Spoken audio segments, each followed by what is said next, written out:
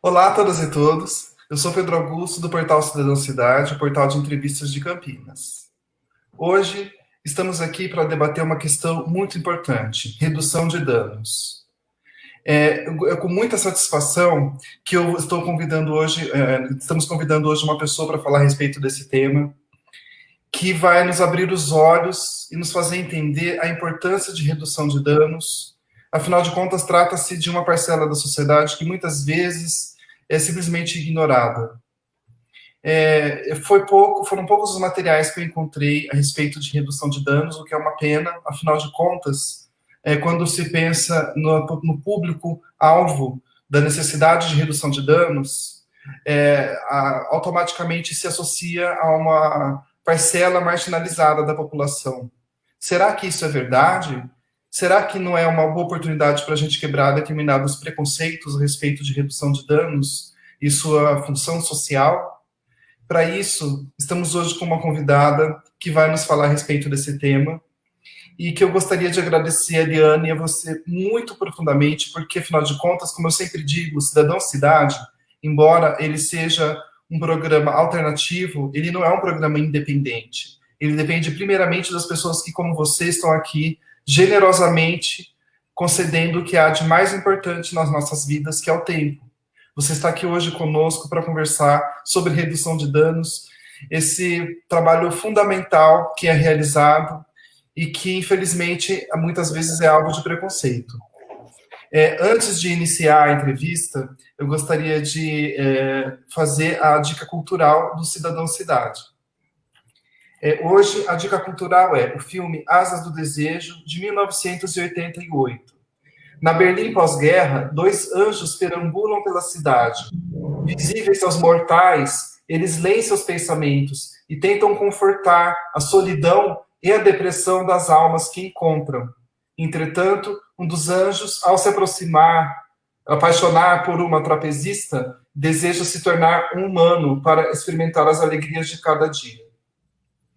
Esse filme, esse resumo, a gente poderia tranquilamente transportar para a ideia do que é redução de danos, que é a possibilidade de ter a arte como uma aliada para refletir sobre a maneira como se dão as relações humanas e como é possível fazer um trabalho social para quem precisa.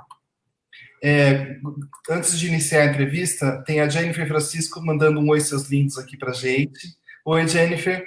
Eu gostaria de agradecer você, porque graças à sua presença no Cidadão Cidade, nós tivemos a oportunidade de fazer esse programa por indicação sua. Aliane, eu gostaria de pedir para você se apresentar, por gentileza. Claro.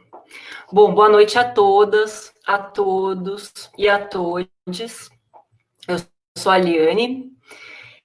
Eu digo que eu sou formada no SUS e na rede de atenção psicossocial. Isso não é retórica, não. É um comprometimento ético-político. Eu sou redutora de danos, atuei nas cenas de uso, né, de crack, álcool e outras drogas, junto à população em situação de vulnerabilidade. Né? População trans, em situação de rua, pessoas em sofrimento psíquico e profissionais do sexo. Trabalhei na rede de atenção psicossocial nos últimos 3 anos, em um CAPS, um dispositivo que particularmente atende as questões álcool e outras drogas. Já atuei no MST, com agroecologia, com educação popular, já atuei com adolescentes em conflito com a lei, e hoje sou graduanda em artes cênicas. Então, essa é um pouquinho da minha trajetória, da onde eu trilhei para estar aqui hoje, né? Então, é uma satisfação, agradeço o convite ao Pedro Augusto, a Jennifer por ter feito essa mediação, essa ponte, e é uma satisfação estar aqui com vocês. Não estou vendo, né, quem está do lado de lá, mas a gente sente, né? Espero que a conversa seja provocativa, reflexiva, e estou sempre aberta para discussão, para o diálogo. Muito obrigada. Eliane, tem a Mari que está mandando uma boa noite aqui para a gente também, tá? Boa noite, Mari. A primeira pergunta talvez seja a mais densa, já começa logo com a mais. Que é uma pergunta curta, mas que diz muito. O que é redução de danos? É simples, mas é complexa. Eu concordo com você, Pedro. Redução de danos. Vamos começar pelo termo, né? Pela palavra. Acho que é um bom pontapé inicial. Reduzir danos, né? Então, já pressupõe-se que alguma atividade possa causar danos. Todas as atividades humanas, elas podem causar danos, né? Dirigir, jogar futebol, enfim, qualquer dessas atividades corriqueiras. Mas a redução de danos, ela vem em um conjunto específico de práticas, que é para pessoas que fazem uso de substâncias psicoativas, de drogas. Então, ela é um conjunto de estratégias direcionadas a minimizar os possíveis danos e riscos das pessoas que fazem uso de alguma substância, seja ela lícita ou ilícita. Ela tem pelo menos 3 marcos assim de nascimento, né? 3 nascedouros diferentes. Primeiro, onde surge esse termo pela primeira vez é no pós-Primeira Guerra Mundial, onde os soldados, né, que estavam em batalhas, eles estabeleceram uma relação problemática, né, de dependência com a morfina. E, na época, um conjunto, né, um coletivo de médicos avaliou que seria danoso tirar, né, repentinamente a substância dessas pessoas que tinham ali estabelecido uma relação de dependência com aquilo. Isso foi para o relatório de Holliston, que eles chamam, dado como uma medida pelo então ministro da Saúde da Inglaterra. Isso foi em 1920. Depois, isso, claro, né, na época gerou um frisson, gerou um impacto, né, na comunidade científica, na sociedade. E depois isso foi um primeiro, como a redução de danos foi nomeada pela primeira vez. Depois ela caiu numa obscuridade por 50 anos, não se falou mais de redução de danos. Ela foi reaparecer em 1984 na Bond Junk, que é uma associação, uma auto-organização de pessoas que faziam uso de substância, e uma substância específica, que era a heroína injetada, na Holanda, e que essas pessoas que faziam uso da droga reivindicaram ao Estado a troca de seringas, porque perceberam que as seringas que eram compartilhadas eram responsáveis pela transmissão da hepatite B. E isso afetava tanto quem usava a substância quanto quem não usava. A partir dessa auto-organização das pessoas que faziam uso de heroína injetável ao Estado, surgiu, então, depois de 50 anos nessa obscuridade, o termo redução de danos novamente. E aqui no Brasil, ela nasce na década de 80, a cidade de Santos sediou o primeiro seminário sobre AIDS no mundo. E nesse seminário saiu um conjunto de práticas que foram nomeadas, né, como a política de redução de danos. Aí ela já começa a ser traçada como uma política pública na atuação de trocas de seringa, porque se observava que o contágio, né, a contaminação do HIV dava-se por seringas que eram reaproveitadas entre pessoas que faziam uso da cocaína injetável. Então, aqui, isso, obviamente, né, década ali de 80, causou um rebuliço imenso, gente foi parar, o Ministério Público foi acionado, gente foi parar, as pessoas que fizeram essas medidas, né, de irem para cenas de uso de cocaína injetável e ofertar uma seringa limpa, né, que não fosse compartilhada, gerou, né, muitos contratempos, muitos desgostos, muita repressão. O Davi Capistrano, que era o prefeito na época, teve que responder por isso. Então, esses foram 3 marcos do nascimento da redução de danos. O que é importante, que eu não posso deixar de falar nesse espaço, é que a redução de danos, ela não foi criada na academia, ela não foi inventada por profissionais da saúde, ela foi criada pelas pessoas que fazem uso de drogas. Foram através dos seus saberes, da sua auto-organização, dos seus conhecimentos sobre as substâncias, sobre as formas de autocuidado, que começou a se formar esse conjunto de estratégias, essa política pública, essa ética do cuidado, esse paradigma que hoje a gente chama e conhece por redução de danos. Então, foi um conhecimento das pessoas que fazem uso de drogas. Isso é muito importante que seja dito em todos os espaços. A gente conhece, a gente sabe que essa história vem, né? Eu falei da Inglaterra, falei da Holanda, falei do nascimento aqui no Brasil, mas a gente sabe que essas tecnologias de autocuidado apareceram em outras sociedades, né? A sociedade africana também tinha formas de autocuidado. Então, é importante que a gente nomeie também, né? E a redução de danos, hoje, ela se dá, né? O trabalho dela se dá no interior dos CAPS-AD, dos centros de convivência, de ONGs, de pessoas que acessam a campo, né, vão às cenas de uso ofertar materiais para as pessoas que estão fazendo algum uso problemático de uma substância, seja crack, cocaína, álcool, maconha. E, além da oferta, a importância da redução de danos vem no sentido da escuta, né? De produzir vínculo, de ampliar acesso ao sistema de saúde, de problematizar a relação que aquela pessoa estabeleceu com aquela substância, considerando o seu contexto de vida, o contexto cultural que ela está inserida, a sua trajetória. E isso é traçado singularmente, é traçado junto com a pessoa. Então, de forma alguma, a redução de danos ela é unilateral. Ela se dá na troca, na construção de vínculo, na mediação do autocuidado, no fortalecimento da autonomia, né? Então, o trabalho de se dar a campo, né? Então, essa é uma atuação.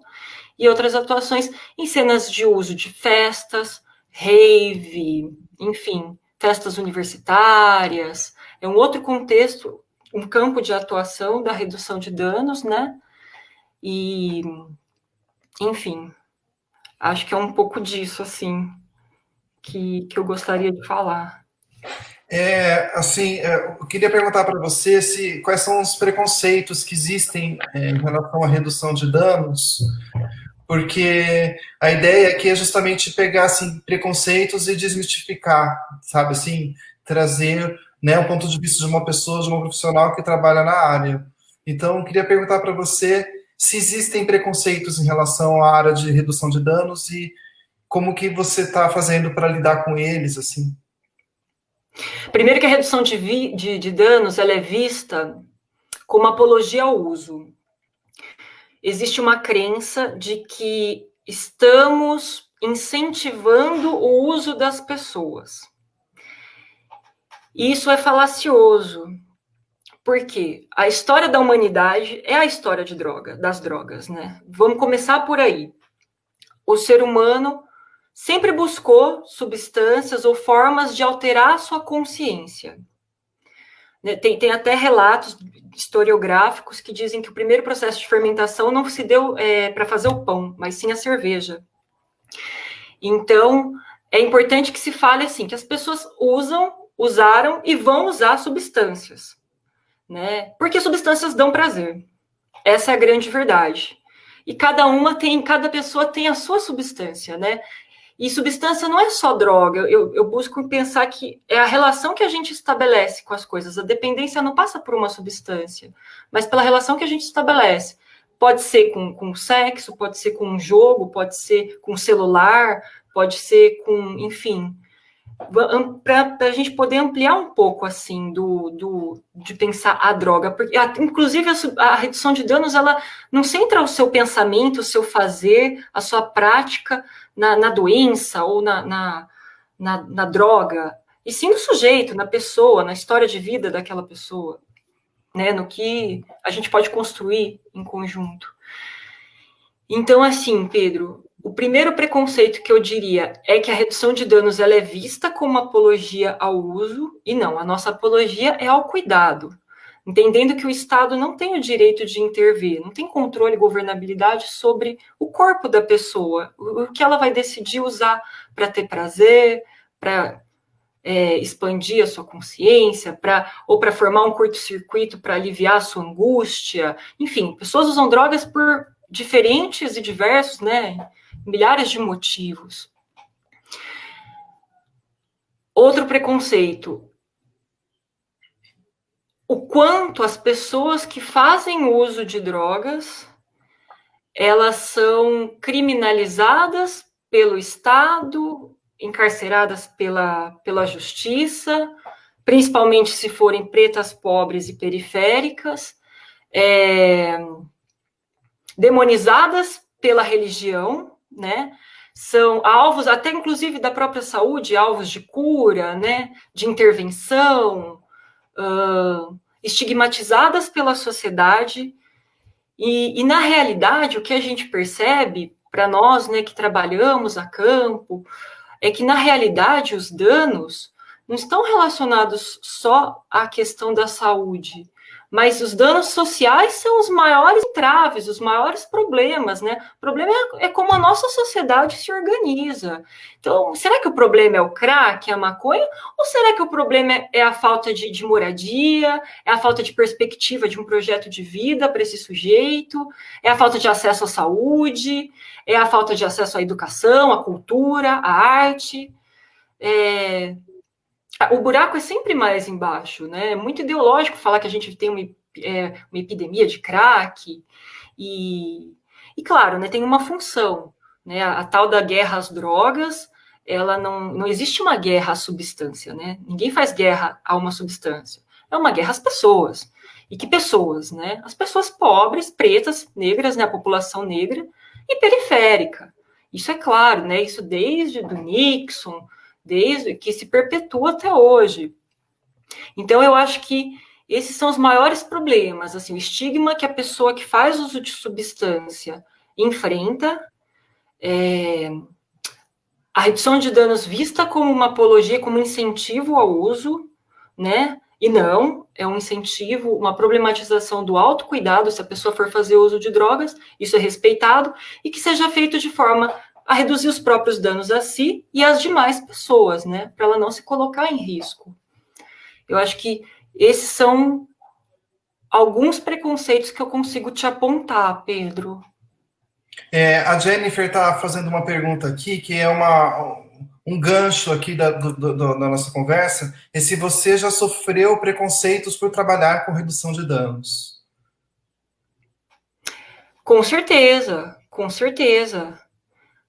Tanto de conversa, assim, de busão, de pessoas, né, que perguntavam o que eu fazia, e a gente conversava, e eu contava um pouco, quanto de abordagens, né, da Guarda Municipal, da polícia, por entender novamente, né, que a gente estava incentivando o uso. Então, eu acho, com certeza, já sofri. E já sofri preconceito, inclusive, dos próprios profissionais que atuam com a questão de álcool e outras drogas, né, que muitas vezes reproduzem, até inconscientemente, posicionamentos, produzem e reproduzem posicionamentos proibicionistas, às vezes manicomiais. Então, eu acho que eu já sofri preconceito nesse quesito, assim, tanto da sociedade quanto das e dos profissionais da área da saúde, quanto das forças repressoras, né, polícia, guarda municipal, acho que essas três instâncias principais. Quais são os desafios em propor redução de danos, tendo em vista esse atual contexto que a gente está vivendo de isolamento social e o aumento da ansiedade das pessoas por conta da quarentena, e inclusive do Covid-19, que acaba instaurando uma espécie de luto coletivo. A gente já ultrapassou 70 mil mortos. Então, quais são os desafios em desenvolver o seu trabalho nesse contexto? A atuação a campo, ela não parou, né? Eu conheço gente que está na rede, seja daqui, de São Paulo, o trabalho a campo, né? O que significa isso? As profissionais, os profissionais, redutoras e redutores de danos, em loco, né, no território onde as pessoas vivem, vão ofertar uma escuta, construir o vínculo, trabalhar junto com essas pessoas, né, provocar o autocuidado, esse trabalho com as devidas medidas, né, de distância sanitária, esse trabalho não cessou. Diminuiu a frequência? Diminuiu, por alguns cuidados, mas ele não parou. Isso ainda está acontecendo. Agora, quando você me pergunta isso, Pedro, eu fico pensando nesse contexto ansiogênico que você colocou, o quanto isso reverbera, ressoa no aumento do consumo de substâncias psicoativas para quem está, né, em situação de isolamento, em casa. Eu ouço isso, né, no senso comum, de, pô, eu aumentei a minha quantidade de cigarro, porque tô ansiosa, tô angustiada, não me sinto bem. E isso a gente ouve, né, corriqueiramente no nosso cotidiano. E aí eu fico pensando, quando você me pergunta, como buscar estratégias de redução de danos dentro desse contexto que nos foi dado, né, do isolamento, que nos foi imposto, por questões de saúde coletiva, claro. E eu fico pensando assim, quais as estratégias individuais, né, então, que a pessoa dentro de casa pode buscar para si. O que você gosta de fazer? Eu acho que a primeira reflexão é qual que é o papel daquela substância na sua vida, sabe? Para que eu fumo maconha, assim? Tem, sei lá, a gente sabe que tem pessoas que compõem melhor, né? Pessoas que já vieram à mídia dizer disso, né? O Gil, que fuma não sei o quê. Então, é pensar assim, qual que é o papel da substância na minha vida? E quando ela vira um problema? É um problema? Não é um problema? Eu vivo sem? Eu vivo... O que eu quero com isso? Eu acho que essa é a primeira problematização que pode passar para trabalhar a redução de danos na situação de isolamento, né? Que cada um está vivendo. E buscar, por exemplo, o que você quer? A redução de danos, ela se opõe à abstinência. Claro, se for uma demanda, um desejo da pessoa parar de usar, a gente vai trabalhar a partir disso.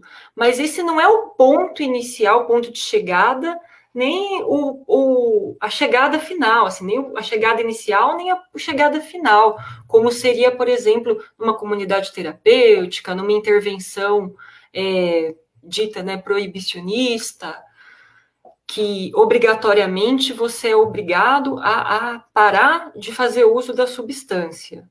Não, acho que a questão é, né, qual que é o papel da droga na sua vida? Assim, às vezes a droga ela é só o sintoma do problema. Tem muita coisa por trás ali que está acontecendo. Então, o que você quer, assim, no isolamento? Se eu aumentei o meu consumo, seja da substância que for, do álcool, lícita ou ilícita, o que eu posso fazer para minimizar os danos? É usar um filtro no meu cigarro? Isso contribui. É trocar o cigarro por um vaporizador? Sim, é comprovado que o vaporizador, ele minimiza os danos, né? Não é que não vá ter danos, mas ele minimiza muito, grandemente, em comparação ao cigarro. Sei lá, se eu estou fumando pedra, se eu estou fumando crack, de repente fazer um mesclado, misturar o crack com a maconha,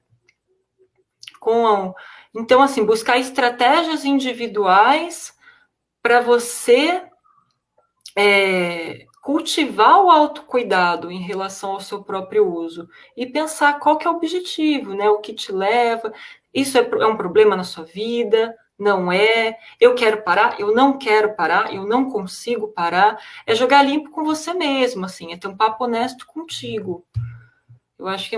Eu penso que é mais ou menos nesse sentido. Antes de ir para as duas perguntas que a Jennifer mandou aqui, que são muito importantes, eu queria perguntar para você, tendo em vista a ação profissional, quais são os profissionais aptos a trabalhar com redução de danos? Porque eu tenho a impressão, às vezes, de que pode ter uma certa confusão, assim, né? Das pessoas, assim, sobre achar que qualquer pessoa pode trabalhar, qualquer profissional de qualquer área. Quais são as áreas de formação que tornam alguém apto a trabalhar com redução de danos? Historicamente, a proposta da redução de danos é a educação em pares. Pessoas trans falando para pessoas trans. Pessoas que fazem uso de drogas falando para pessoas que fazem uso de drogas. Historicamente, essa é a abordagem, esse é o princípio, é por onde a redução de danos se orienta. Não existe uma faculdade de redução de danos, né? Não existe. Eu acho que todas e todos nós podemos ser redutoras e redutores de danos, nada nos impede, mas eu sinto que é bastante válido a gente considerar, né, os lugares de fala, que só uma pessoa trans sabe o que é ser trans, né? Então, por exemplo, e só uma pessoa que faz uso de drogas sabe o que é fazer o uso, o que sente. Não que as outras não possam, né? Claro que pode, mas acho que respeitar a educação em pares, ela fortalece muito, porque as pessoas acabam se identificando, né? O acesso é diferente, o vínculo é diferente, a troca é diferente. Então, valorizar esse saber produzido pela redução de danos. Não existe uma formação específica, eu acho que a beleza da redução de danos está aí também, né? Ela se dá na prática, ela se dá nas rodas de conversa, ela se dá... Então, tem de tudo, assim, tem de tudo. Tem população em situação de rua que é redutora de danos, que é redutor de danos, tem, né, pessoas em situação de rua, tem profissionais do sexo que são redutoras de danos, tem psicólogas que são redutoras de danos, médicos que são redutores de danos, cientistas sociais que são redutores de danos. Então, eu acho que a beleza dela está aí, nessa multiplicidade do olhar, nessa transversalidade. Ela é muito transversal, né? Ela não bebe de uma única fonte. E a beleza dela, eu acho que consiste nisso. Então, a priori, eu penso que todo mundo que está disposto a escutar o outro, a outra, que está disposto a olhar na bola, assim, no fundo da bola do olho do outro, assim, da outra, e reconhecer a sua própria humanidade, e tá disposto, assim, bem numa visão freiriana, assim, da educação popular. Ninguém salva ninguém, né? Muito pelo contrário, a gente caminha juntos, né? A gente se fortalece juntos, a gente troca junto. Então, acho que todo mundo que tem essa veia da educação popular, que tem uma amorosidade ao encontro, uma disposição, né, em afetar e ser afetado, em se permitir ser afetado por aquela fala, por aquela pessoa, por aquela história, por aquela trajetória, é uma pessoa que está apta a fazer, a exercer a redução de danos, ao meu ver. Nossa, que bonito isso. Aqui, a Jennifer está fazendo algumas perguntas. Jennifer está dizendo aqui, ó, Aliane, qual a importância da redução de danos aqui em Campinas? Campinas tem uma particularidade,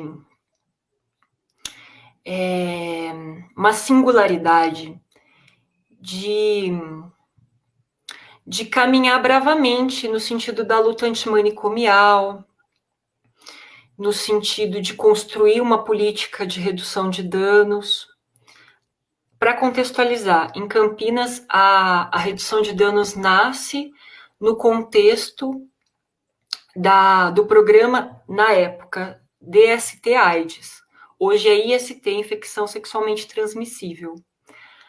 Então, se forma um grupo de redutoras e redutores de danos que atuam a campo.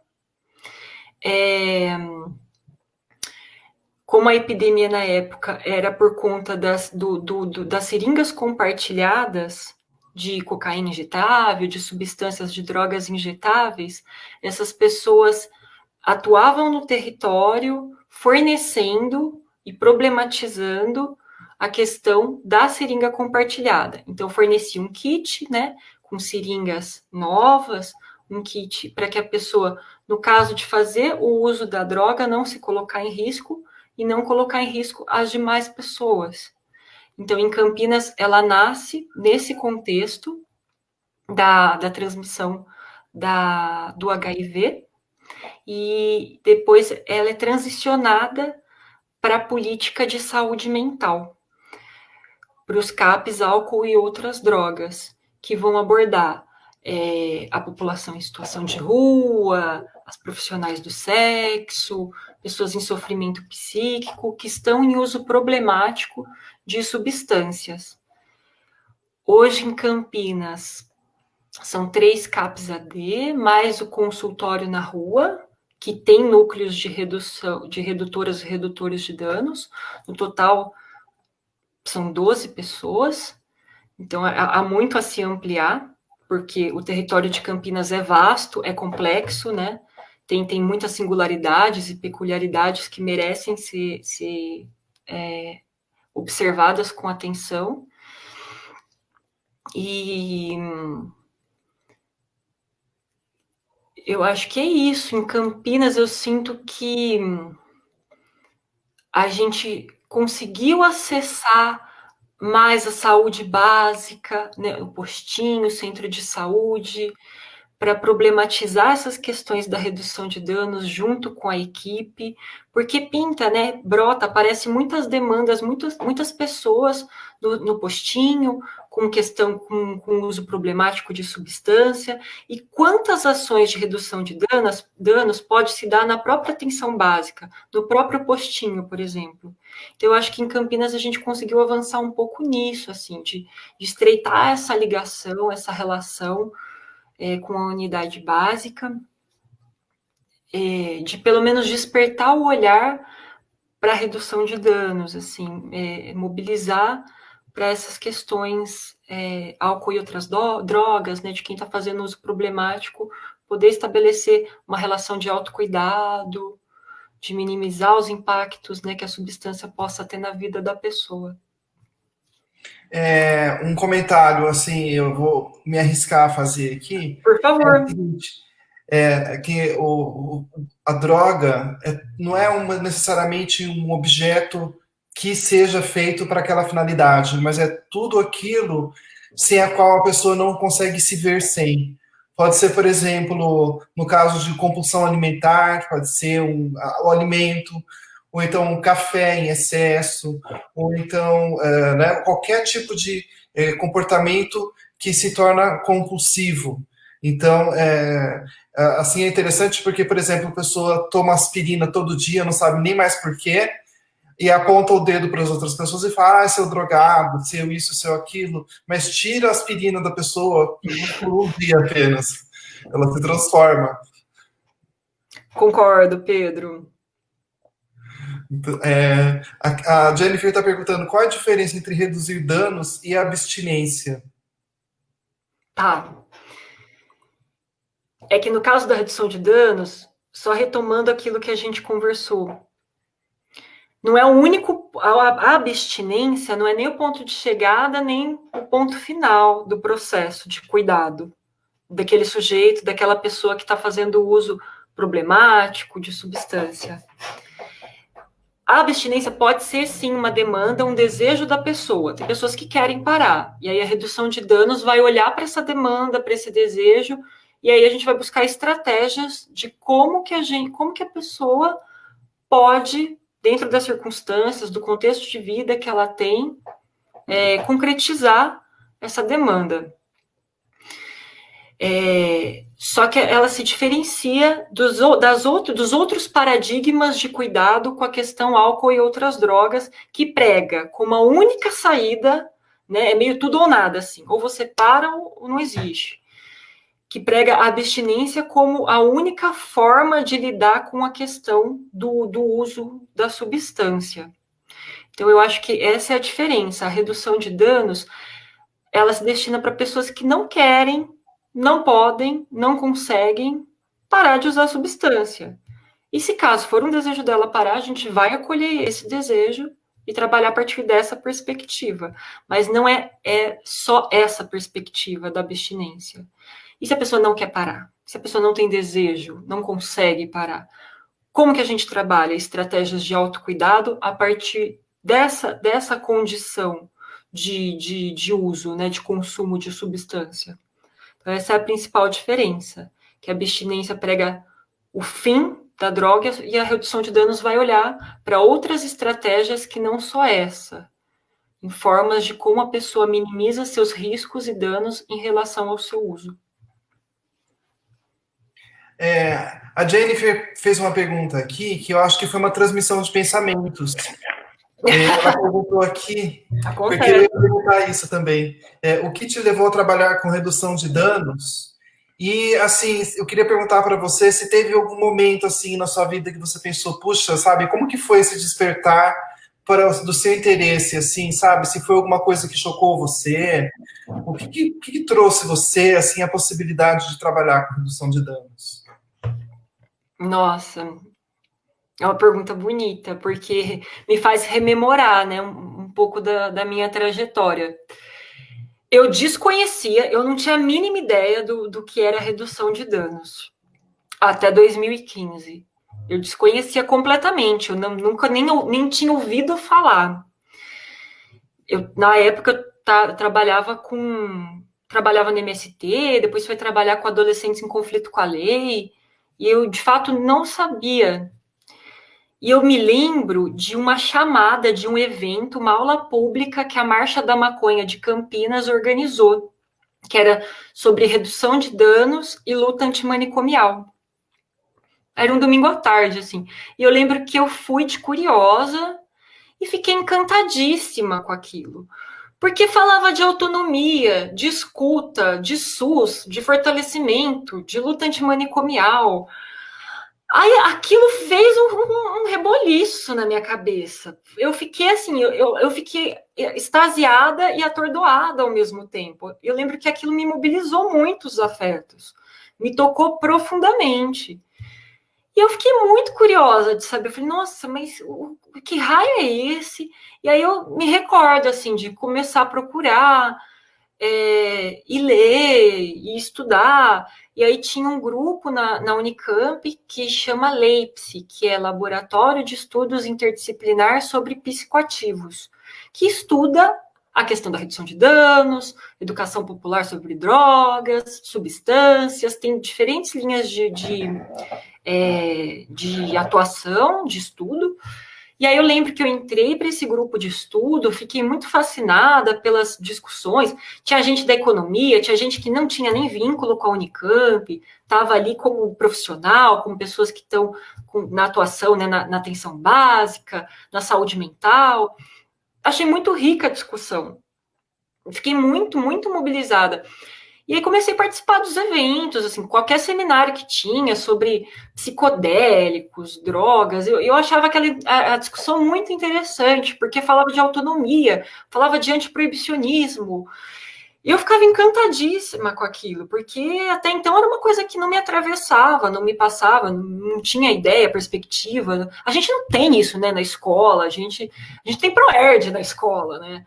Então a gente só pensa assim, que a possibilidade, que a droga, né, o senso comum, a nossa formação é péssima. A gente vê assim que se você usar crack, você vai virar um zumbi, você vai voltar para casa, vai roubar, vai vender a televisão, vai para biqueira, vai gastar tudo em pedra, vai matar os outros. Então, assim, a nossa educação sobre drogas na sociedade é péssima, né? Não se fala a verdade, né? Não se fala que o mais danoso são as drogas ilícitas, né, o álcool, o tabaco, não se diz disso, porque, novamente, é uma guerra contra pessoas, né, é uma guerra, não é contra as drogas, né, é para estigmatizar um grupo, uma parcela imensa da população, né, que é pobre, preta e periférica, né, para criminalizar a pobreza, a miséria.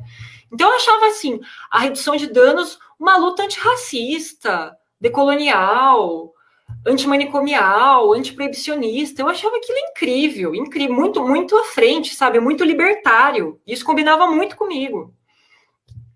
com esse meu lado anarquista da vida. Então eu falei, nossa, e aí quando pintou, eu estava muito afim de trabalhar com isso, eu tinha um desejo imenso de trabalhar com isso. E aí quando pintou a oportunidade, eu fui. E eu carrego a redução de danos pro resto da minha vida, assim, porque é algo que eu acredito, me afeta profundamente. Então, acho que foi um pouco disso. Antes de ir para a pergunta da Jennifer, tem uma pergunta aqui da Mariana, da Mari aqui. Mari, existe algum programa de apoio domiciliar em casos de pessoas que não podem buscar apoio presencial devido ao isolamento da pandemia? Mari, agradeço a pergunta. Faz muito sentido o que você está colocando. Eu não sei te responder. Eu não estou mais na rede desde o final do ano passado. O que eu posso, sim, conversar com você sobre isso é de você ligar nos CAPs AD e perguntar se de repente isso é possível ou não. Por conta das condições de isolamento, né, e distâncias sanitárias, eu não sei como isso está se dando. Acredito que é difícil alguma profissional da atenção básica ou dos CAPs poderem auxiliar, dar esse apoio domiciliar. Talvez isso fique um pouco complicado por conta, né, das recomendações da OMS. Eu penso que isso é uma demanda, né, Mari, porque os usos, a gente escuta que eles estão aumentando, né, o padrão de consumo, mas o que você pode é entrar em contato com os CAPs AD da sua cidade, buscar no Google, procurar essas informações para ver essa possibilidade. Mas eu desconheço assim algum dispositivo que esteja fazendo um apoio domiciliar no contexto da pandemia. Depois eu posso também ajudar nesse sentido e colocar algum site, algum link, alguma coisa aqui nos comentários para as pessoas que vierem a pesquisar aqui depois, tá? Ótimo. A Jennifer fez uma pergunta aqui que eu acho que só essa pergunta daria para a gente fazer um programa inteiro a respeito. Vamos lá. O que é luta antimanicomial? E comente sobre o dia 18/5. Maravilhosa, obrigada, Jennifer. Falei de luta antimanicomial, mas é importante a gente dizer. A luta antimanicomial é a defesa pelo cuidado da pessoa, o tratamento, em liberdade, em território. Então, como se dava, né, o tratamento antigamente? Acho que muitos de nós já ouviu falar, né, do manicômio, do hospício, desses termos, onde a loucura ela era encarcerada, tirada da sociedade. Se a loucura é produzida socialmente, nada mais justo do que ela ser vivenciada socialmente. Então, a luta antimanicomial ela vem para dizer que o cuidado ele se dá em liberdade, no território. A pessoa não pode ser apartada, né, da sociedade. E a gente sabe de registros de maus tratos, né, na condição de manicômios. E que manicômios serviam não só para pessoas que tinham algum tipo de sofrimento psíquico, mas para todas aquelas pessoas que não se assujeitavam, né, que não se normatizavam. Então, o manicômio virava um antro, né, para profissionais do sexo, para pessoas que tinham alguma necessidade, portavam alguma deficiência, alguma necessidade especial, pessoas, enfim, que não se assujeitavam às regras, né, às normas sociais. Então, a mulher que não queria casar, ela era uma louca, né? Como assim uma mulher não quer casar? Então, manda para o manicômio. Então, era um antro, né, de pessoas que foram massacradas, torturadas, estupradas, feridas, que tiveram a sua liberdade cerceada. E a luta antimanicomial vem no sentido de vamos fazer o cuidado no território, em liberdade, né? Vamos trabalhar a subjetividade da pessoa sem contenções, ou com mínimo de contenções, né? Camisas de força químicas, por exemplo, né? que a pessoa possa expressar a sua loucura. Então, a luta antimanicomial vem nesse sentido, de mediar o cuidado dessa pessoa em sofrimento psíquico ou em uso de substância psicoativa, através da palavra, através da psicoterapia, através das oficinas terapêuticas, através do cuidado em liberdade, assim, que a pessoa não paralise a sua vida.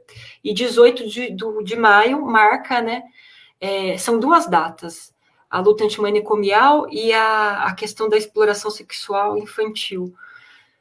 São grandes marcos para a gente da reforma psiquiátrica, né, de buscar outras formas de cuidado, e singularizar, né? Singularizar esse cuidado. O cuidado, ele não tem uma prescrição, ele não tem uma bula, ele não tem uma receitinha pronta.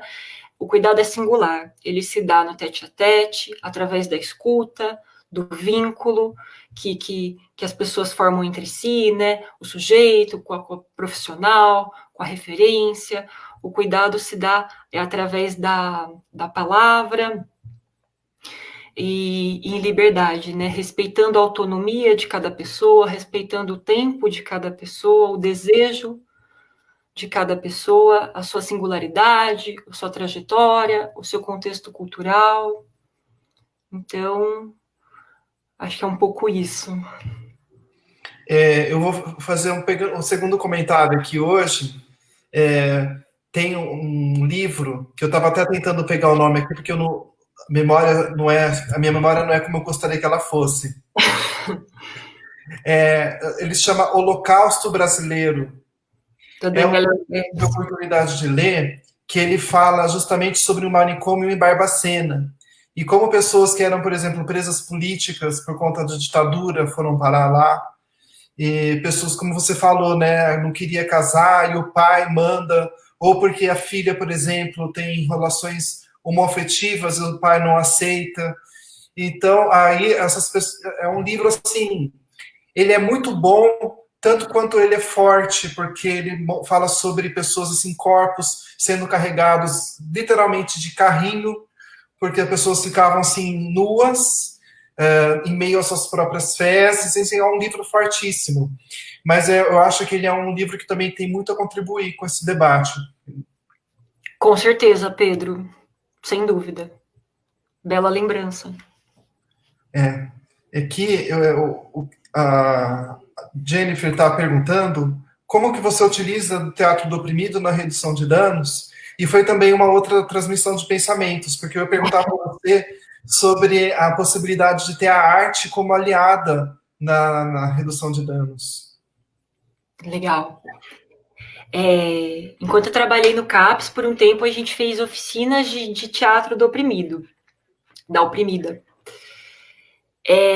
Foi bastante interessante e muito potente ao mesmo tempo. Agora, passam muitas cenas na cabeça, né? Eu lembrei agora de uma pessoa que fazia os cuidados, né? Se tratava, se cuidava no CAPES e que participava das oficinas de teatro do oprimido, da oprimida, que, através do teatro, resgatou, redescobriu o seu desejo de aprender a ler. Ele tinha muita vontade de poder escrever o que a gente podia fazer com o teatro, uma peça, uma cena, e aí, através dessa oficina terapêutica, né, ele resgatou, redescobriu esse desejo. Então, o teatro vinha no sentido das oficinas, né, da gente poder desvelar relações de poder, problematizar, e também da gente poder brincar. Eu acabava mesclando com o teatro do oprimido, oficina de palhaçaria, para a gente extravasar mesmo, né? Ter um momento de expurgar, né? As nossas dores, os nossos desejos, as nossas alegrias, através da arte, né? Através do exercício da alteridade, da troca, de poder escutar a outra, o outro, de poder exercer a criatividade imensa, né, que está dentro de cada uma de nós, de cada um de nós, que é do humano, né? De poder... É engraçado, assim, porque eu vinha com algumas propostas, né, de jogos teatrais, de exercícios do Boal, né, e a coisa fluía tanto, e no final, assim, o que era planejado acabava virando outra coisa, porque é isso, as demandas vão brotando, né, as coisas vão fluindo, vão aparecendo. Então, começava com jogos e no final da oficina acabava sendo uma roda para discutir, para a gente conversar, sei lá, sobre violência de gênero, porque as coisas iam aparecendo, né? E aí a gente trabalha a partir do que vai pintando, do que vai aparecendo. Então era bastante potente. O papel da arte, né, é muito potente, no sentido de poder ressensibilizar, do sujeito entrar em contato, né, com aquilo que sente, com aquilo que pensa, com aquilo que deseja, enfim, né, eu acho que a vida sem arte é um erro, né, ela existe justamente para nos sensibilizar, para a gente pensar em outras formas, né, outros possíveis, outros mundos, né, e eu acho que a arte vem nesse sentido de aproximar a gente do nosso mais profundo real. Então, era bem potente nesse sentido, assim. Oi? Deu, voltou. Deu uma pequena travadinha, mas tá tudo certo. Ah, que bom. Tem uma pergunta que eu faço para todas as pessoas, todas as artistas, todos os artistas, porque ela é uma pergunta assim tão vasta, tão ampla e tão importante, até filosófica. O que é ser artista? Nossa, Pedro.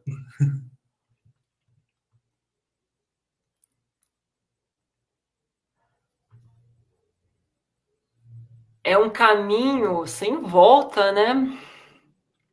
Eu acho que é um processo de resistência,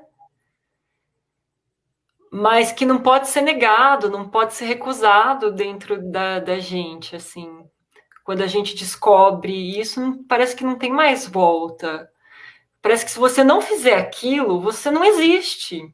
Para mim, o meu sentimento é esse, assim, se eu não fizer teatro, se eu não dançar, não existo, porque é ali que eu extravaso, assim, a minha loucura, as minhas neuroses, é onde eu posso criar. Eu acho que, nossa, ser artista é desafiador, porque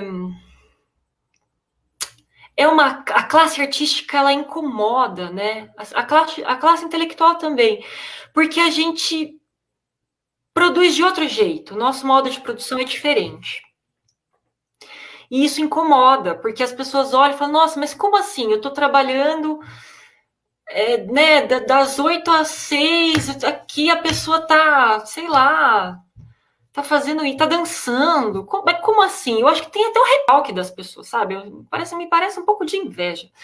Porque como assim a pessoa. E aí as pessoas banalizam, dizem que isso não é trabalho. Como não é trabalho, né? Poxa, artista rala, corre atrás de edital, produz, faz cenografia, escreve, dirige. Nossa, a gente faz tanta coisa. Então, e ainda fala que não é trabalho, mas você é artista, mas você trabalha com o quê? Sabe, igual aquela coisa que falam para professora, para o professor, né? Ah, mas você é só professor ou você faz outra coisa? Então, assim, a nossa classe, né, ela é difícil, a gente tem muitos desafios, assim, sociais, do Estado, né, o Estado que oprime a gente, e os estigmas que a gente enfrenta socialmente, mas é um caminho que me parece sem volta, assim, porque é isso, se você não fizer aquilo, você não se realiza, parece que a sua vida não faz sentido. Eu, particularmente, aqui eu vou me abrir, porque eu sou dessas mesmo. Eu neguei isso muito tempo, sabe? Para mim, não sei se era inconsciente, mas eu neguei, assim, eu sempre gostei muito de dançar, de fazer teatro, de circo, de parari, parará. E aí nossa, eu calei isso em mim, neguei, de várias formas. Aí fui fazer vários cursos de graduação. Aí eu lembro que eu fazia ciências sociais e eu ficava, assim, muito angustiada, porque eu ficava na biblioteca lá lendo Marx, maravilhoso, ok, mas, assim, muito angustiada, porque eu falava assim, nossa, eu preferia estar 8 horas dançando do que estar aqui dentro da biblioteca, quieta, 8 horas sentada. Então era muito angustiante. Aí eu falei, quer saber? Eu vou fazer isso também. Aí larguei tudo e fui fazer. E tô fazendo, né? Então, eu acho que é isso, assim, ela tem a dimensão terapêutica pra gente, para quem faz, para quem assiste, né? Porque é isso, no teatro você também se vê, né? A gente se identifica com aquilo que está rolando ali em cena, a gente se questiona, fala, nossa, então ele matou ela, mas será que eu faria isso nessa situação? Né? Quem sou eu? A gente se questiona, a gente sai, né, atordoado quando vai numa peça, o que aconteceu? Né, dá um tchan, dá um êxtase, dá um monte de coisa. Eu acho que a função é essa da gente, é provocar. Eu acho que o artista são grandes provocadores, né, grandes desestabilizadores da norma, são incomodadores, né, sociais. A gente paga um preço por isso, mas também estamos aí, ó, foda-se, estamos pagando belamente, porque é isso que a gente acredita.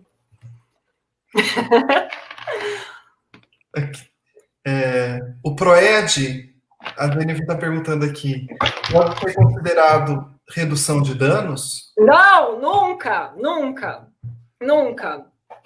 Faltou um Rzinho. A gente muito podia PROED, né? ressignificar, né? Poderia ser, sei lá, programa de educação e redução de danos, né? Olha que lindo que seria, mas não é a nossa realidade.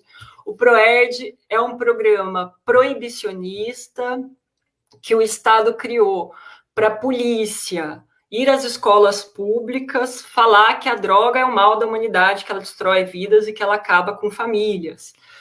E não conheço exceções disso. Se alguém conhece algum policial antifascista que existe, né, que tem um outro trabalho dentro do PROERD, por favor, eu quero conhecê-lo, eu quero conversar com essas pessoas, mas não, de forma geral, o PROERD se propõe a ser uma política, né, dentro das escolas públicas que retroalimenta, né, a chamada guerra às drogas, que entra na lógica da proibição da substância e demonização das substâncias.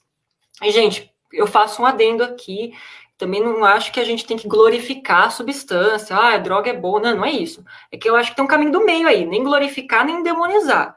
Vamos ver a realidade como ela é, que as pessoas fazem uso, sim, por diferentes motivos, e como minimizar os danos e riscos relacionados a esse uso. É isso que a redução de danos se propõe.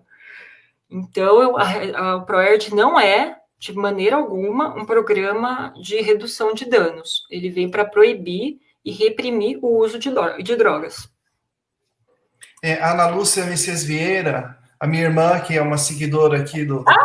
Que linda!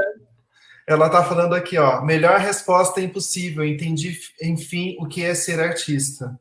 Nossa, Ana Lúcia, que bonito ouvir isso. Eu fico emocionada, eu fico lisonjeada. Que bom que te tocou, te afetou. Obrigada, Ana Lúcia, pelo comentário. Fiquei feliz de ler. Eu também fico muito feliz e orgulhoso, assim, de ter minha irmã como uma seguidora aqui, sabe, do canal. A gente que não está se vendo pessoalmente, assim, por conta do isolamento, mas aí a gente tem os nossos encontros aqui pelas entrevistas. Que ótimo. A Jennifer está perguntando, pegando o gancho da Mari, que perguntou sobre o apoio domiciliar, né? Ela está perguntando aqui, ó. Você anda, sim, fazendo redução de danos via Zap, fazendo encaminhamentos para quem te procura pedindo ajuda, né? É verdade, é verdade. A Jennifer me denunciou aqui. Isso rola mesmo, né? Porque estamos num contexto há quase 4 meses, passado, né? 4 meses de isolamento social que gera, assim, né? Crises de ansiedade, sofrimento psíquico, intensificam muito das nossas neuroses. Não é fácil. E também nos coloca numa posição de silêncio, de tédio, de poder se escutar, né? A gente também está num momento de maior isolamento, e também de angústia, né, para poder olhar para próprias questões, que talvez na fazeção automática, vou trabalhar, vou estudar, vou para a faculdade, a gente não parasse para pensar. E isso nos angustia, e isso acarreta em questões, né, seja de ansiedade, seja de depressão, seja de aumento de uso de substância, que a gente está falando aqui. Então, eu acabo, sim, tem muitas pessoas, né, que eu converso, escuto, oferto uma escuta, e as pessoas dizem das suas problemáticas, das suas dores, das suas angústias, e aí acabo, por ter trabalhado um tempo e conhecido, feito uma rede grande de pessoas, acabo fazendo encaminhamentos, né, para psicóloga, psicanalista, psiquiatra, dependendo do que a pessoa quer, do que a pessoa deseja, né? Isso é uma rede de apoio que a gente cria mutuamente para poder se fortalecer perante o que a realidade nos impõe. Então, acho que acabou fazendo, com certeza, né, Jenny? Acaba sendo, sim, Jennifer, fazer redução de danos, né? Sem dúvida. Ela está fazendo uma pergunta aqui que assim, a Jennifer, ela é outra que daria só essa pergunta um programa inteiro. Eu acho assim, fantástica. Jennifer, você arrasa, viu? Só comentando aqui. Você vê a Nise da Silveira como feminista? Como você vê o feminismo e a redução de danos? Nossa, obrigada, Jennifer, pela ótima colocação. Claro, vejo sim a Nise da Silveira como uma feminista. A Nise da Silveira é anterior ao movimento feminista, mas imagina, né, uma mulher na Bahia, única mulher, num curso de, né, 130 médicos homens, peitá-los, né, numa luta por uma outra psiquiatria que parta do cuidado através da arte, através de oficinas terapêuticas, né, uma ideia já ali de uma terapia ocupacional. Isso é muito progressista, né? Isso era muito libertário para a época. Vejo sim a Nise da Silveira como uma mulher feminista de resistência e uma referência, né, para todas e todos nós. Como eu vejo o feminismo e a redução de danos? É uma excelente pergunta. São dois movimentos que não tem como não dialogar, né? Uma coisa eu acho que está imbrincada na outra, né? Se a luta antirracista está imbricada na redução de danos, né? A luta antimanicomial está imbricada. O feminismo também. São coisas que estão coladas uma na outra. Por quê? Qual que é a realidade das pessoas que fazem uso de substância, né? E aí estou falando especificamente com as pessoas na qual eu trabalhava, que é a população em situação de rua.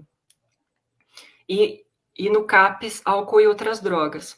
A grande maioria das pessoas que chegam para buscar um tratamento, um cuidado, ainda são homens.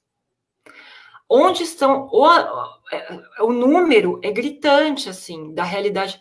Quem está me assistindo aqui, está assistindo o Pedro, o comentário da Jennifer, e trabalha na rede, assim, sabe que tanto na atenção básica quanto nos dispositivos da saúde mental, há um número muito maior de homens no tratamento, no cuidado, do que de mulheres. Então, assim, onde estão essas mulheres? Por que elas não chegam, não acessam os serviços, né? Tem muitas singularidades, assim, da mulher que faz uso de substância. Se a pessoa que faz uso de substância, de alguma droga, já sofre estigma, preconceito, discriminação, a mulher que faz uso de substância, ainda mais, né? Isso é gritante na realidade que a gente trabalha. Porque a mulher, ela não pode, né? Que isso? Que mulher beber? O homem é quase legalmente, socialmente aceito, né? O homem beber socialmente, ou fumar, né? Até dentro dos círculos de pessoas que fazem uso de substância, a mulher fuma crack, às vezes, né, é mal visto, porque isso não é para ela, né? Então, eu acho que o feminismo vem contribuir nesse sentido, assim, da gente fazer a discussão de gênero dentro das políticas públicas de redução de danos e como que a gente amplia o acesso de direitos à saúde dessas mulheres. Nós temos muitos relatos, né, de mulheres que sofrem situações de violência de gênero, né, por estar em situação de rua e que fazem uso, né, de crack, álcool e outras substâncias e que sofrem discriminação nos dispositivos, né? Por exemplo, poucas denunciam os agressores. Por quê? Porque ainda as nossas políticas públicas de violência de gênero são feitas de mulheres brancas para mulheres brancas. Então, você chega na polícia para denunciar, como é que uma pessoa em situação de rua que não tem casa, não tem endereço fixo vai denunciar? Entende? Então, assim, a realidade é essa. Então, é bastante importante, assim, que a gente discuta essa questão e que o feminismo né, dialogue com a redução de danos e vice-versa, inclusive, assim, das mulheres poderem ter o direito garantido, né, ao êxtase, seja de fumar maconha, seja de consumir qualquer substância, porque nada mais do que o feminismo diz é isso, né? O corpo pertence à mulher. O que ela deseja fazer, as suas escolhas, a sua autonomia, passa por uma decisão dela, né? E então eu acho que é nesse sentido que eu vejo essa interlocução, essa interface feminismo e redução de danos. Nesse sentido que eu vejo essa conversação. E falando sobre a conversação, ela também está perguntando aqui como você vê o cristianismo e a redução de danos.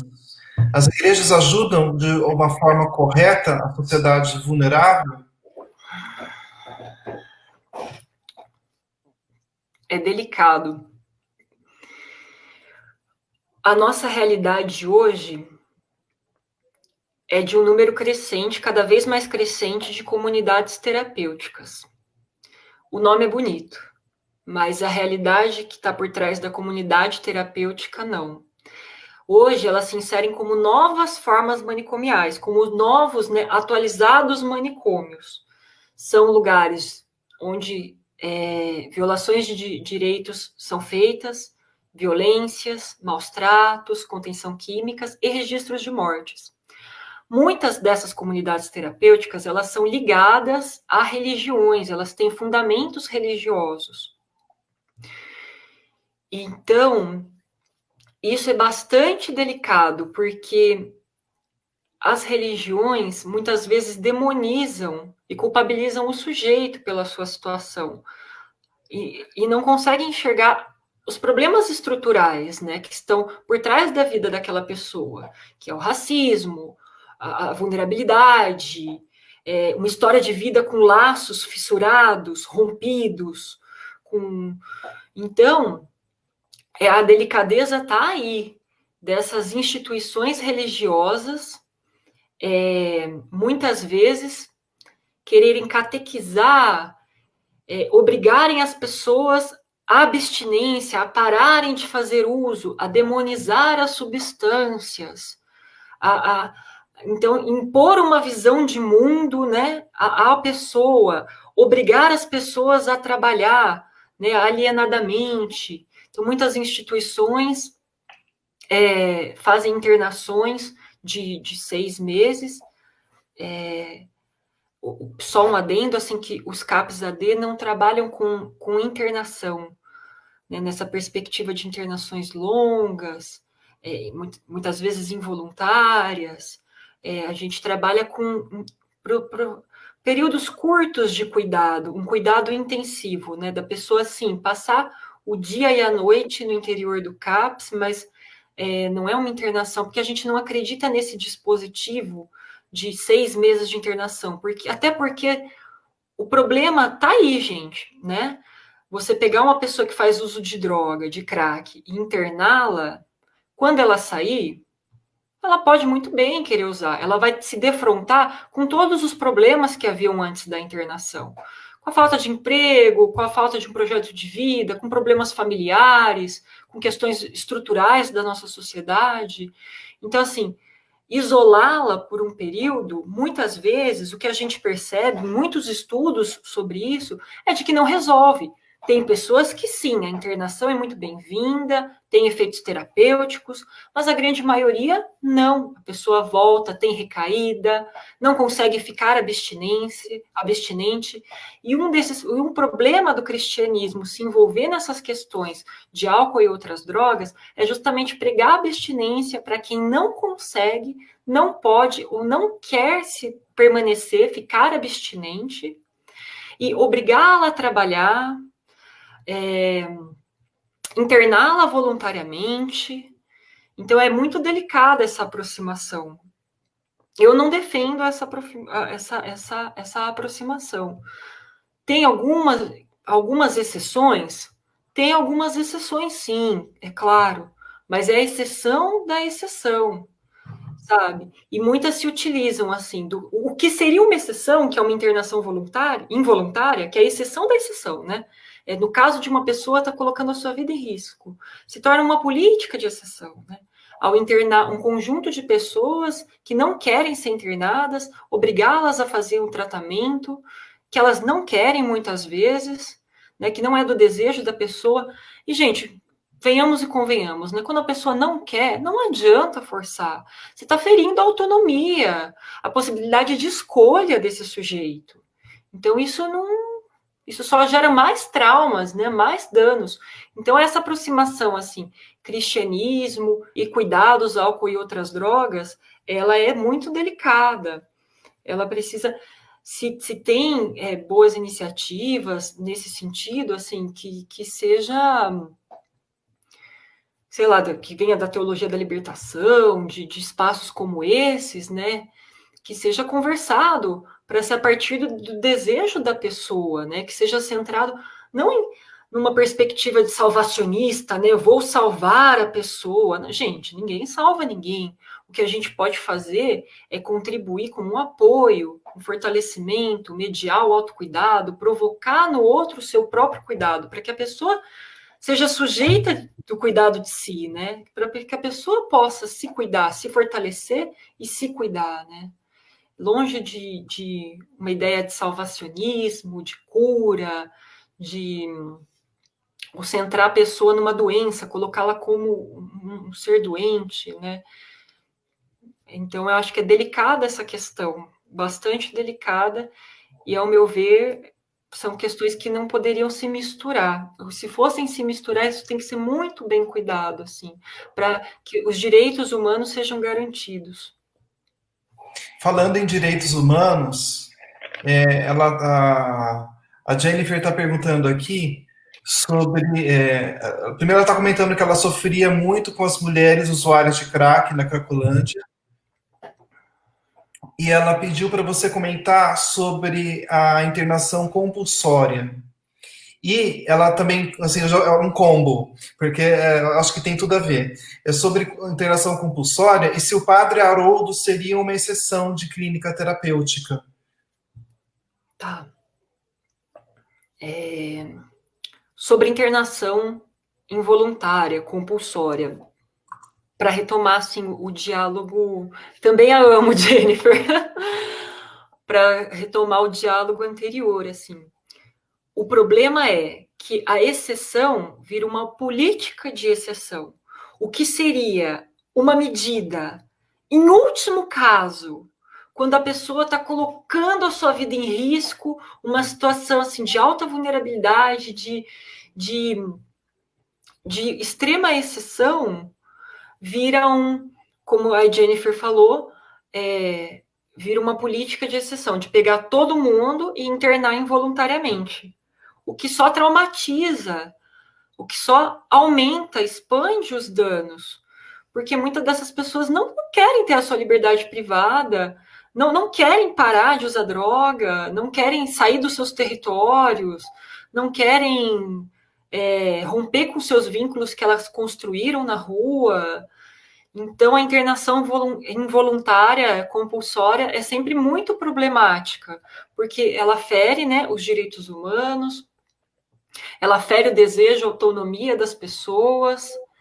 Tudo que é obrigatório nesse sentido de ser imposto, né, no sentido de ser violentamente imposto, é uma prática colonizadora, é uma prática invasiva e que só vai gerar opressões, traumas, ódios, né, e mais fissuras na vida da pessoa, né, daquela pessoa que já está numa condição de vulnerabilidade, numa condição de, enfim, de sofrimento. E, perdão, Pedro, você falou outra questão e eu já não me recordo. Se o Padre Haroldo seria É uma exceção clínica terapêutica.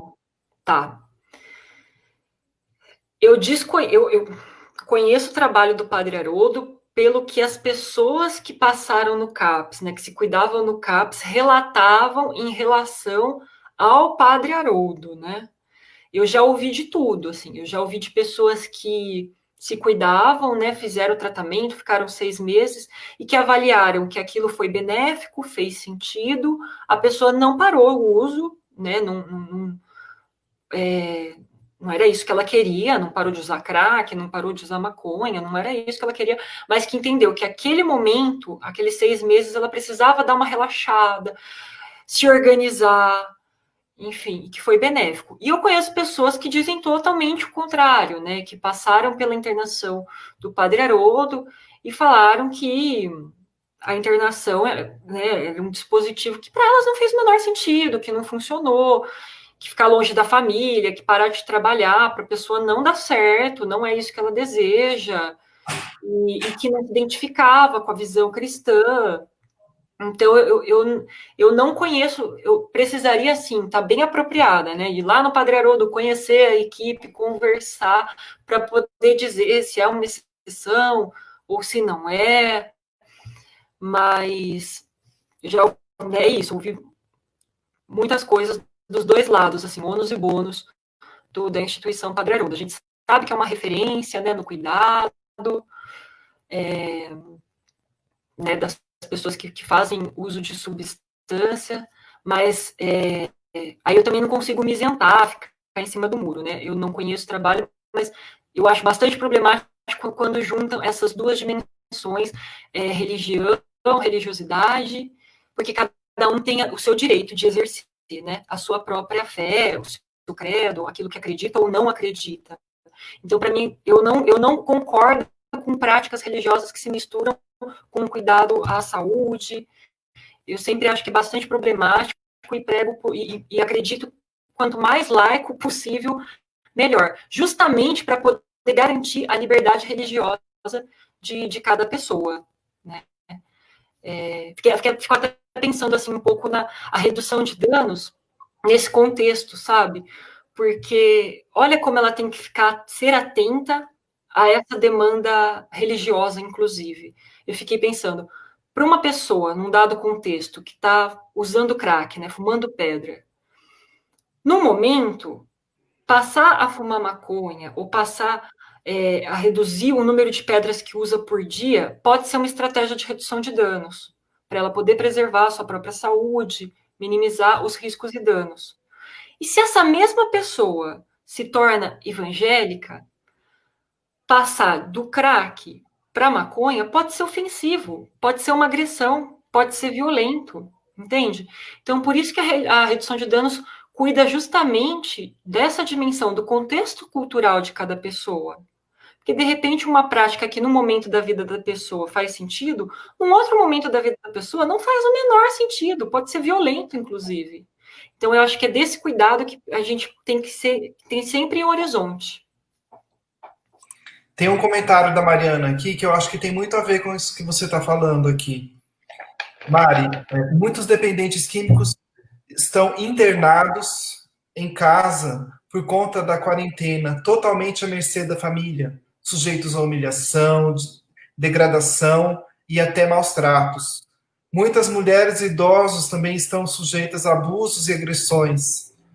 Sim. Como atuar nesses casos? E ela aqui completa dizendo o seguinte: O isolamento social está aumentando a vulnerabilidade e possibilitando desrespeito à autonomia dos dependentes químicos, idosos e mulheres por parte dos familiares ou responsáveis.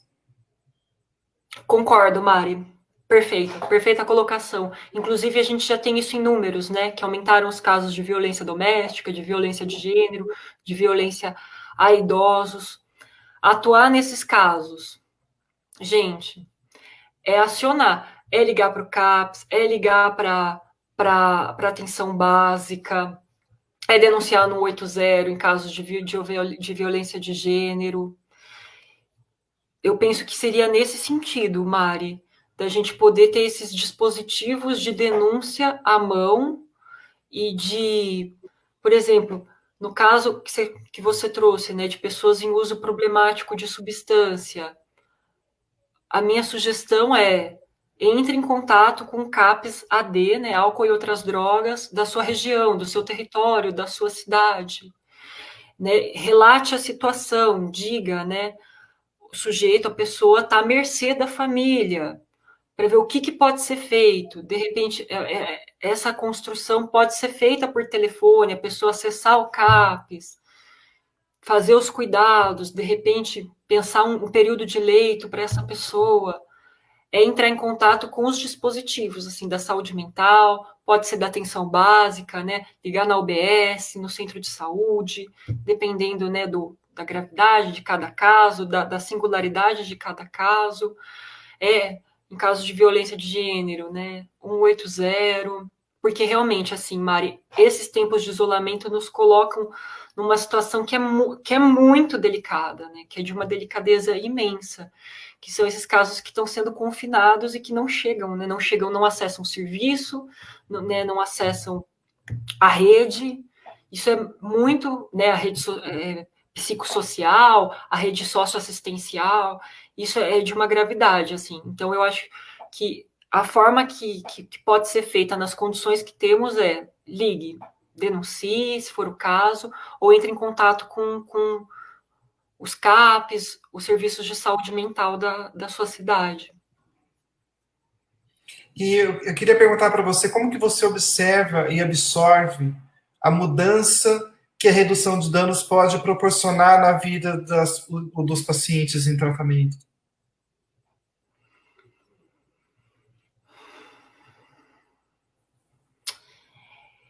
Eu sinto que passa pelo respeito à autonomia, quando a pessoa se sente respeitada no seu desejo de usar droga, ou de usar outra droga menos nociva, ou de diminuir o número de pedra que está usando, eu acho que a redução de danos passa por esse viés, assim, de um olhar que não está ali para te julgar, para te criminalizar, para te reprimir pelo seu uso, mas está ali para te escutar, para respeitar o seu desejo e te escutar na sua singularidade, assim, na sua demanda, naquilo que você quer construir para você.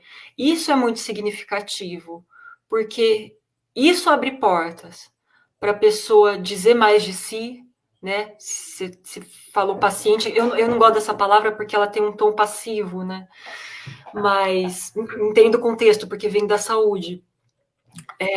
Mas é no sentido isso abre portas para a pessoa, quando a pessoa se sente respeitada no seu direito de querer parar, de querer usar, de querer diminuir, ela se abre para tratar de outras questões, para tratar daquilo, dos seus afetos, daquilo que está mais obscuro, talvez, do seu inconsciente, do seu desejo. Acho que isso se abre, e aí a gente consegue ultrapassar, ir para além do uso da substância, né? Que é isso, redução de danos, ela está para além, ela está para um projeto de vida, né? O que essa pessoa quer para si? Quem é ela? O que ela deseja? Quais são suas potências? Quais são seus afetos? O que ela não gosta? Eu acho que tem a ver com um mergulho profundo para dentro de si, sabe? De ultrapassar essa visão que às vezes a própria pessoa se coloca, sabe? Nossa, eu sou um usuário de droga, eu não presto, eu sou vagabundo. Não, peraí, você é um ser humano, você é José, o que você gosta? Você gosta de jogar bola? Você gosta de namorar? Você gosta de trepar? O que você gosta? É nesse sentido, assim, da gente ampliar as possibilidades de vida da pessoa, junto com a pessoa. Então, é nesse sentido que eu percebo que a redução de danos age. É através da escuta, do respeito, do fortalecimento da autonomia. É isso. Olha, eu nem sei como te agradecer, porque afinal de contas foi uma entrevista assim que muito rica, muita riqueza, sabe? A gente segue aprendendo cada vez mais. Como por exemplo nesse caso dessa pergunta, eu acabei sem querer reproduzindo uma ideia de como você falou, né, de paciente, né, uma pessoa passiva ali que está recebendo um tratamento, sendo que ela é muito ativa no processo, né? Ela não é paciente, ela é, Perfeito. né? Ela é muito mais do que ela é todo um contexto, né? Então eu acho que por isso que eu gosto desse programa, porque é sair da bolha, sair da e aprender cada vez mais. E você aqui, sabe, com toda essa generosidade, falando com a gente aqui, é prova que o Cidadão Cidade ele veio que nasceu, que é essa possibilidade de troca de informações. E eu fico muito feliz com isso, porque você é a Cidadã Cidade. Nossa, Pedro, que bonito que você falou. Poxa, eu fico agradecida de ouvir das pessoas que estão aí assistindo a gente, desse encontro acontecer. Acho que é muito fortalecedor para todos os lados, assim, essa troca, né? Agradeço a Mari, a Jennifer, a Ana Lúcia, o pessoal que se colocou, que comentou. Fico bastante agradecida dessa possibilidade e estou à disposição, viu, gente? Para outras conversas, para outros encontros. Quem quiser saber mais sobre redução de danos, que queira compartilhar materiais, meu contato, né? Eu tenho um Facebook só, não tenho Instagram. É a Aliane, é só isso o meu Facebook. Então, pode adicionar. Eu estou sempre aberta ao diálogo, à discussão. Adoro debater sobre isso. Então, para mim, vai ser sempre uma satisfação, um prazer poder conversar sobre isso. Eu já vou deixar até um pré-convite aqui, porque eu gostaria de fazer um programa sobre arte e terapia. Nossa, perfeito. Topo super. Já me comprometo aqui a participar. Fico agradecida. E falando em arte, eu queria destacar aqui o fundo, o seu cenário, que são obras artísticas, são obras, né? Minhas loucuras tudo. Sim, são, gente. A gente precisa estetizar essa existência, né? Embelezar a nossa vida para, enfim, né? Para a gente lidar com o trágico da vida. Eu acho que a arte vem no sentido da gente poder ressignificar as nossas relações e dar um outro ar para a vida, né?